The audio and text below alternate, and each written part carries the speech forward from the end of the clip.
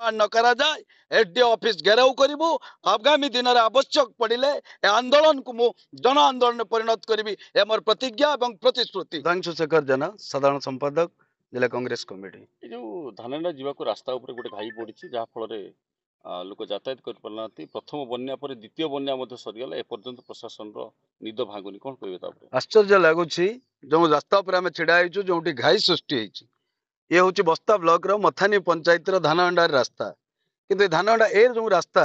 ये आप 60 नंबर जातीय राजपथ कटिपुल ठारू सीधा सड़क भाव में इडदा दे बालियापाल को जोगाजोग करुच्ची। बस्ता ब्लॉक रो गोटे पार्श्वर मैक्सिमम जीपी मथानी दुधांसा कुड़िया आपणकर बासचकुरी इडदा दरड़ा मुकुलिस ये सब कनेक्टिंग रोड सबुठारु आश्चर्य कथा धानहंडा उच्च इंग्राजी विद्यापीठ आम बस्ता अंचल गोटे सुनाम अच्छी यार बहु पिला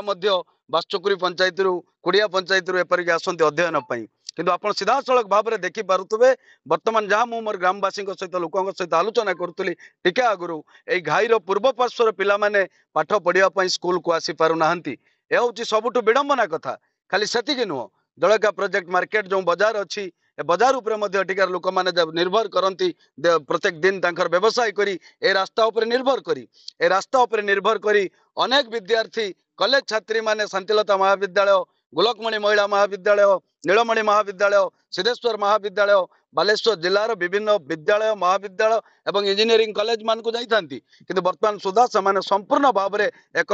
गृहबंदी हो रही जाइछंती रास्ता को बाहरी पारुनांती। सबुठ परितापर विषय जो माने रास्तार प्रशासन दायित्व जो माने अछंती जो माने वैषयिक दायित्व अछंती आरडी डिपार्टमेंट रो कौनसी उच्च पदस्थ अधिकारी रास्ता कुंभकर्ण निद्रा निदा विष्णु साजिंट किसी भी टिके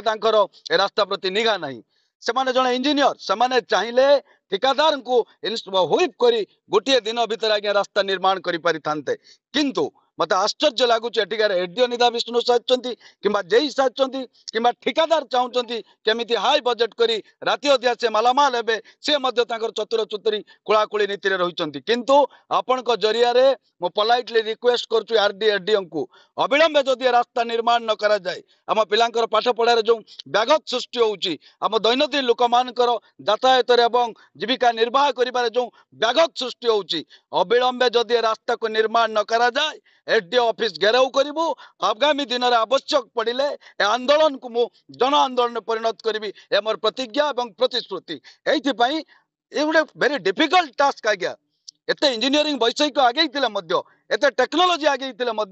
आरडी डिपार्टमेंट कौन पाई निदा विष्णु साजुची मु आपण को जरिया पुणी थरे कहूची आज आरडीओ एसडीओ गणमाध्यम प्रकाश पाइला परे ए ठिकादार को तुरंत आनी स्पॉट रे पहुंचातु से टेम्पररी कौन गोटे कम्युनिकेशन रो रास्ता फिटातु नचेत आरडी एसडीओ ऑफिस रु बाहरी पारिबे नहीं।